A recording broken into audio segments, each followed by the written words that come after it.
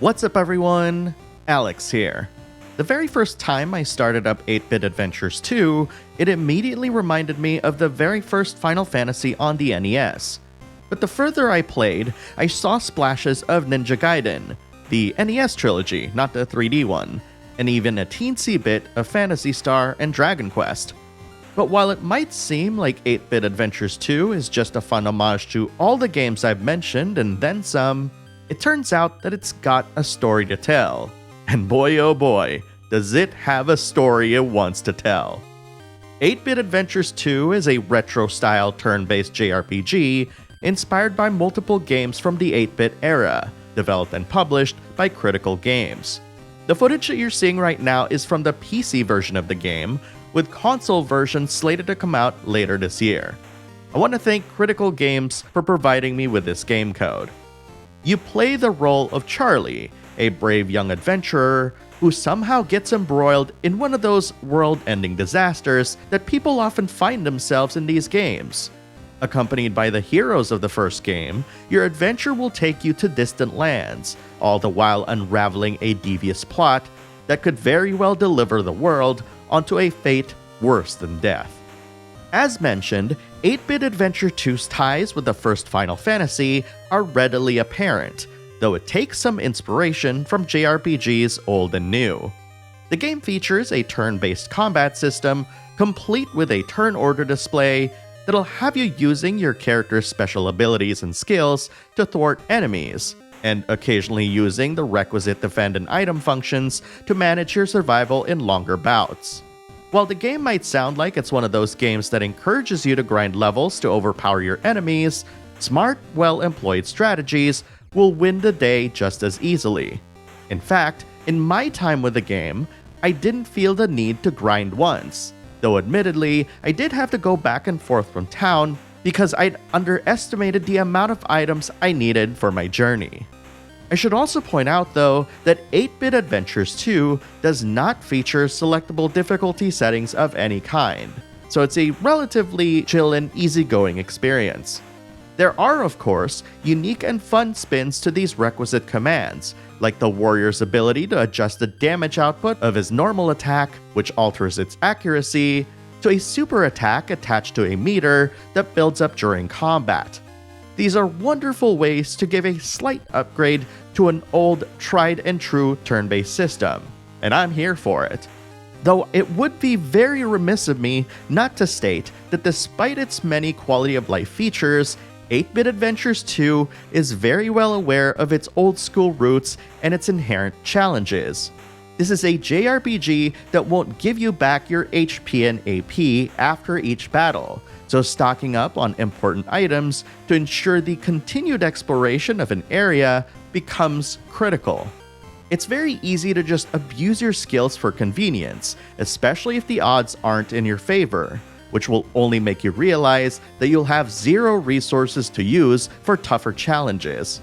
Fortunately, save points do exist to warn you about these dangers, though they won't give you back your HP and AP either.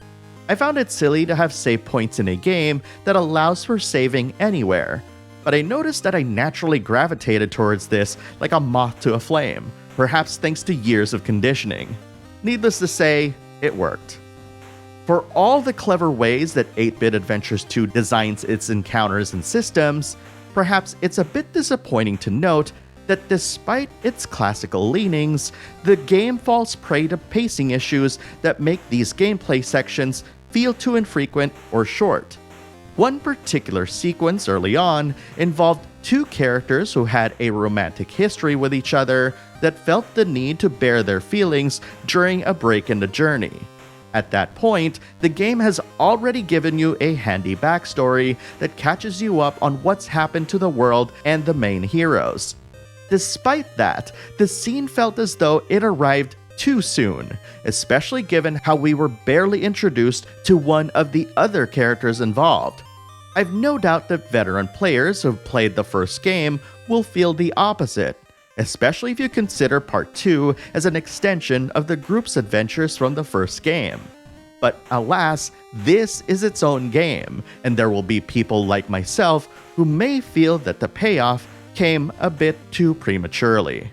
One quality that I appreciated with older 8-bit JRPGs is their ability to be succinct and tell their stories quickly. So encountering a whole scene where two characters are pretty much declaring their unrealized love for one another, which lasts for at least 13 minutes with a single battle providing a tiny bit of variety to the ongoing soliloquy, and you can imagine that I was clamoring for a way to just get back to exploring the world, fighting monsters, and finding hidden treasure. The thing is, as much as I've criticized its pacing, the writing in 8-Bit Adventures 2 is really good, reminding me a lot of the excellent writing that I've experienced during the heyday of the 16-bit JRPG. Whoever its writers were are very mindful of the emotional state of its cast, and are very well aware that its writing will have to do a lot of the heavy lifting to breathe life into the characters you'll meet. Thanks to its prose, wordy as often it might be, the characters pop out of their simple 8-bit pixel art and deliver moments that make the journey through 8-Bit Adventures 2 worthwhile.